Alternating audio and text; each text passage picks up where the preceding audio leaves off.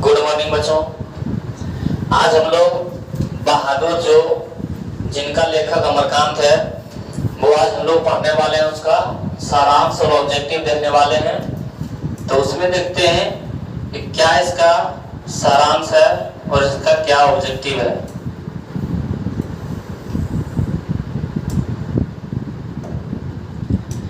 इसमें बहादुर जो है जिनका लेखक अमरकांत है, अमरकांत जी का जन्म 1925 में, जुलाई 1925 में हुआ था। तो हम लोग इसको याद रखेंगे क्या, जो बहादुर के लेखक हैं अमरकांत, नाम ये अमर। तो हम लोग याद रखेंगे कि अमर जो व्यक्ति होता है ना वो 25 का पारा पढ़ता है। अमर जो व्यक्ति होता है वो 25 का पारा पढ़ता है।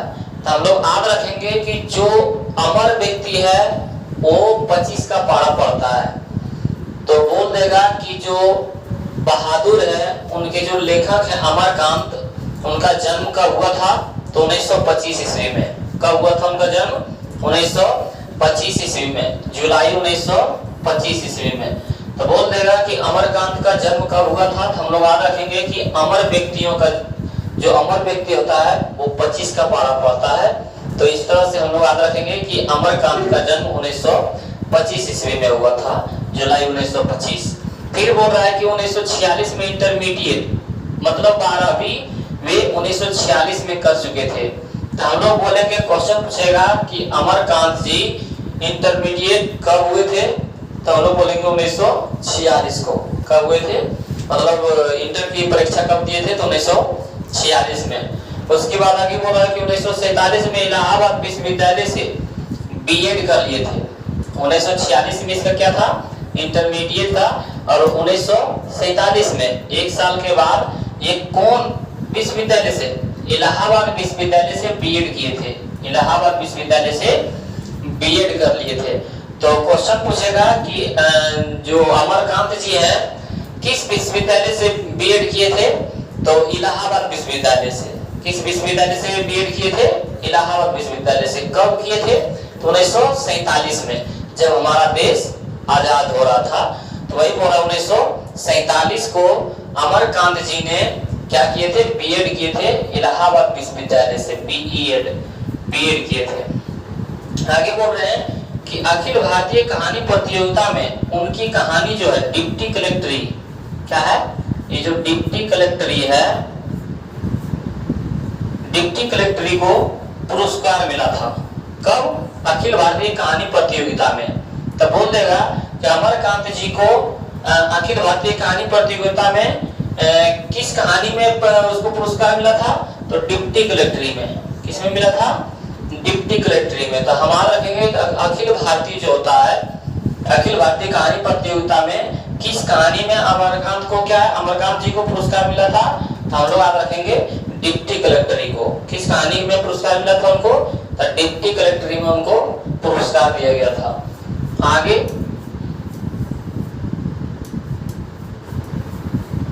आगे बोल रहे हैं इनकी रचनाएं।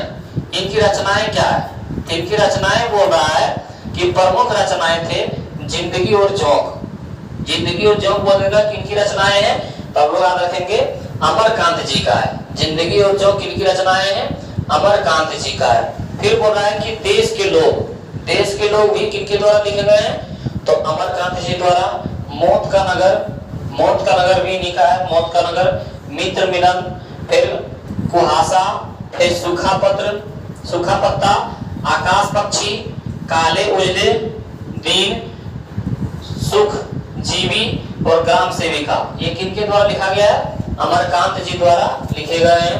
तो हम लोग याद रखेंगे कि जिंदगी और जोंक, जिंदगी और जोंक देश के लोग, जिंदगी और जोंक देश के लोग, मौत का नगर, या तो मित्र मिलन, या तो कुहासा, या तो सूखा पत्ता, आकाश पक्षी, काले उजले दिन, या तो सुख जीवी, या तो ग्राम सेविका किनके द्वारा लिखे गए हैं, अमरकांत जी द्वारा लिखे गए हैं। तो इसमें हम लोग एक कहानी पहले सुनते हैं, उसके बाद क्या है कि सभी ऑब्जेक्टिव सब्जेक्टिव बहुत ही आसान तरीके से समझ में आएगा।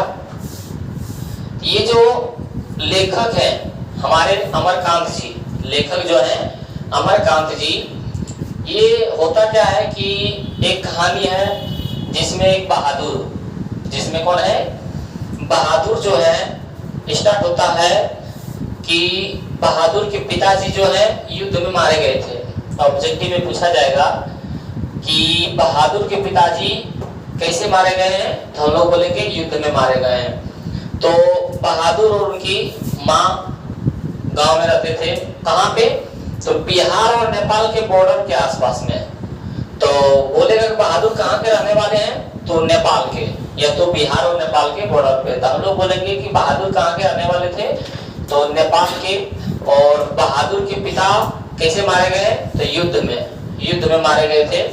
तो एक दिन क्या होता है कि बहादुर माँ के जो प्यारे भैंस होता है उसको चराने जाते हैं, और बहादुर जो है अपनी माँ की बात को नहीं सुनते हैं, कुछ भी काम नहीं करते हैं। और एक दिन क्या होता है कि बहादुर जो है उसकी जो माँ होती है बहुत, जिसको प्यार करते हैं अपने भैंस से, उस भैंस को क्या करते हैं बहादुर एक दिन उसको चराने के लिए ले जाते हैं। और उस दिन उस भैंस को खूब पिटाई कर देता है। जो बहादुर होते हैं उस भैंस को उस दिन बहादुर ने क्या करता है, खूब पिटाई करता है, जिनके कारण भैंस भागी भागी बहादुर के माँ के पास चली जाती है।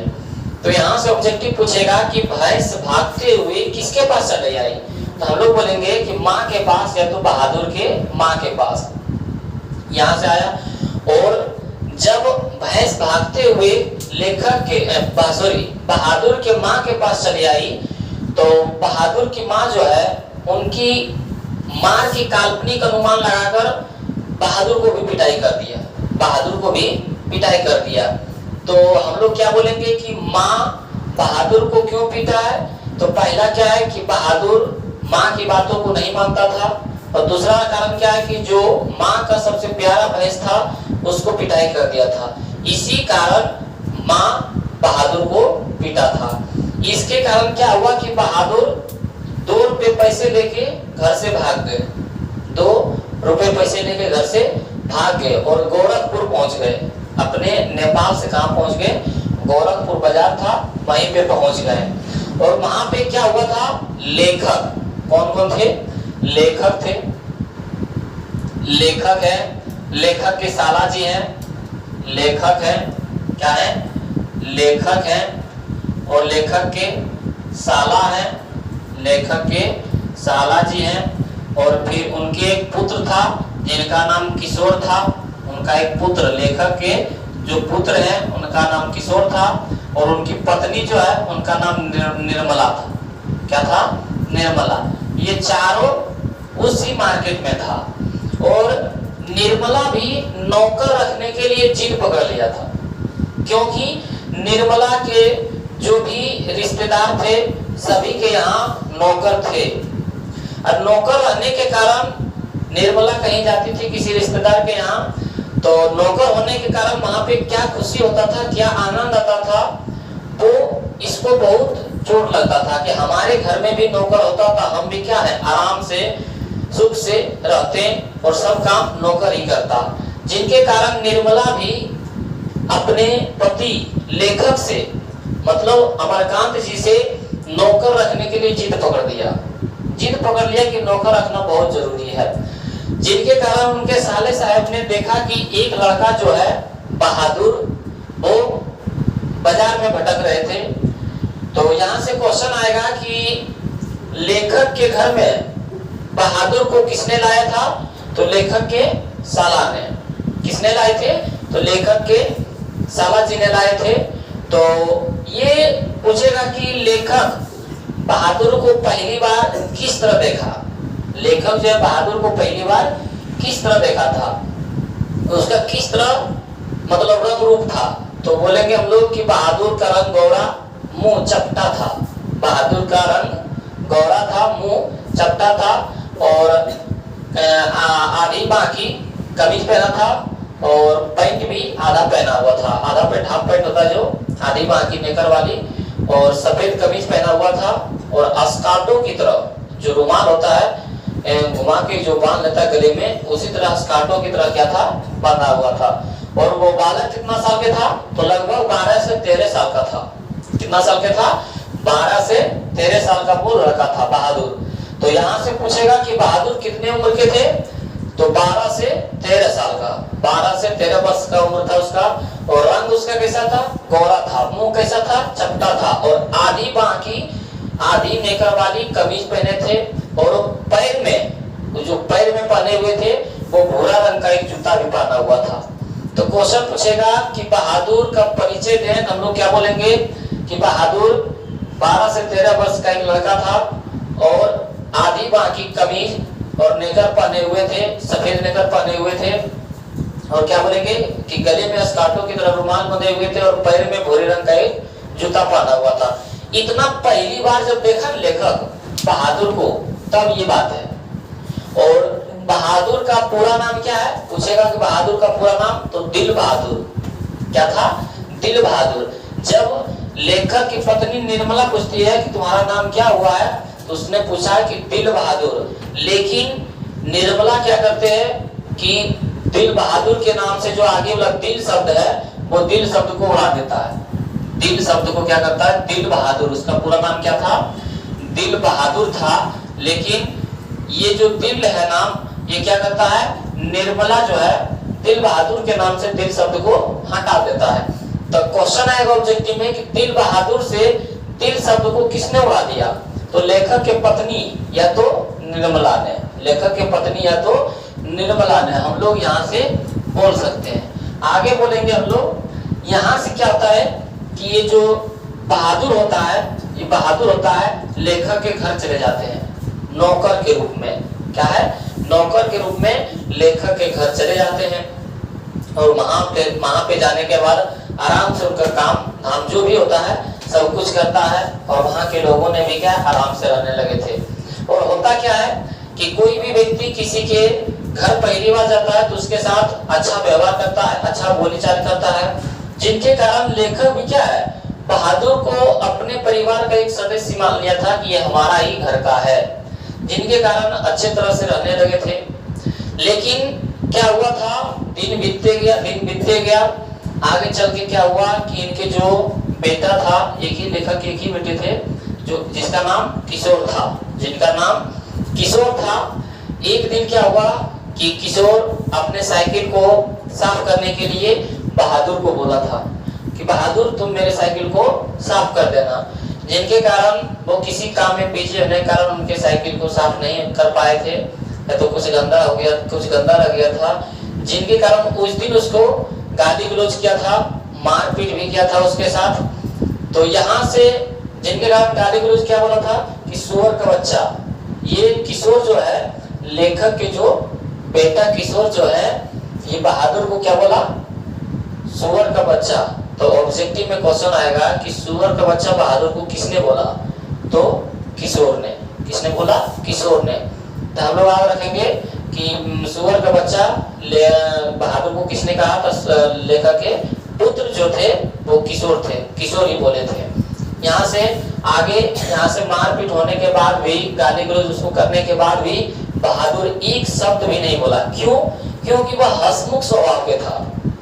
12 से 13 साल का जो लड़का था वो हंसमुख, हमेशा हंसते रहता था। कोई चाहे न कोई कुछ बोल दे या तो कुछ मारपीट भी उसके साथ कर दे, तो वो हंसते हुए खेलते हुए अपने काम में बिजी रहते थे, वो लेन देन ज्यादा नहीं रखते थे।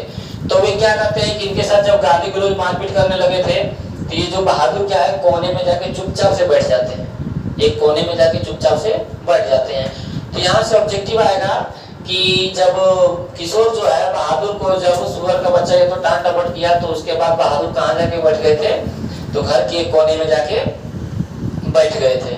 उसके बाद क्या हुआ था कि एक बार जब निर्मला की रिश्तेदार, निर्मला के क्या हुए थे, रिश्तेदार आए थे, तो रिश्तेदार आए थे तो क्या हुआ था, कोई भी रिश्तेदार आते हैं तो मिठाई तो लेकर आए करते हैं, सबसे प्रिय होता है मिठाई, काहे कि हम लोगों के घर में बहुत है। लेकिन रिश्तेदार आए थे, पहले उसको हम लोग हाथ में देते हैं क्या, मिठाई, हाथ में लगा मिठाई ना है, पहले क्या देखते हैं, मिठाई देखते हैं।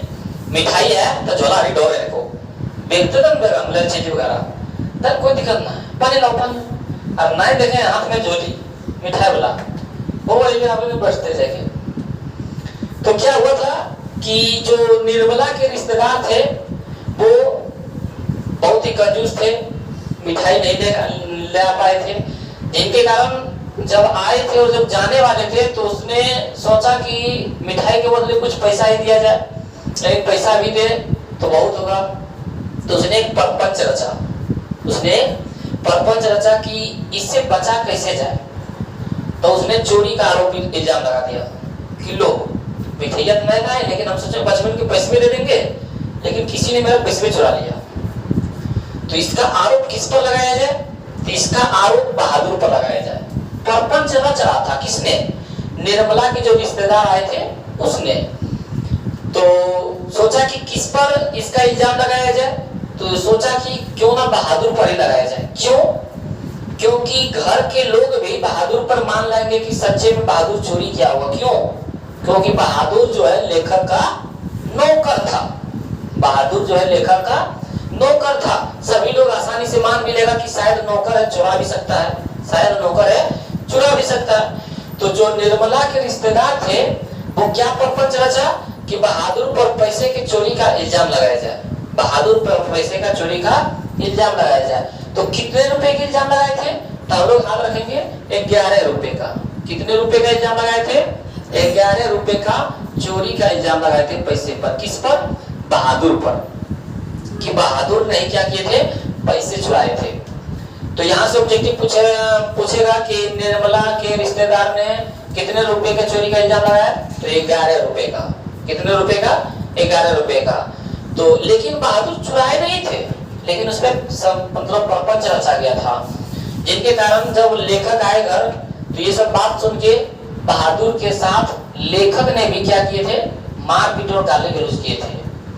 जिनके कारण बहादुर ने सोचा कि जिसने हमको लाए हैं आज उसी ने हमारे साथ मारपीट और गाली गलौज किए हैं। इतना दिन से पहले जो थे किशोर और निर्मला मारपीट करते थे, गाली गलौज करते थे, तो बहादुर उतना बात को नहीं लेते थे। लेकिन जब निर्मला की पत्नी निर्मला के जो रिश्तेदार थे इसने बहादुर पर चोरी का इल्जाम लगा दिया, तो लेखक ने भी इसके साथ मारपीट और गाली गलौज किया।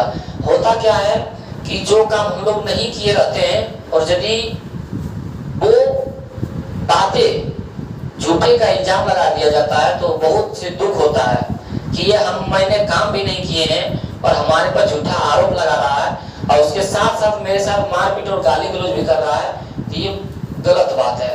और लगभग 6-7 महीना रह कर भी जब लाए थे तो लेखक बोले थे कि आपके घर क्या पैसा भेज देंगे, क्योंकि लेखक इनके घर के नौकर थे और एक भी पैसा लेखक के घर नहीं भेज रहे थे, बहादुर के घर नहीं भेज रहे थे।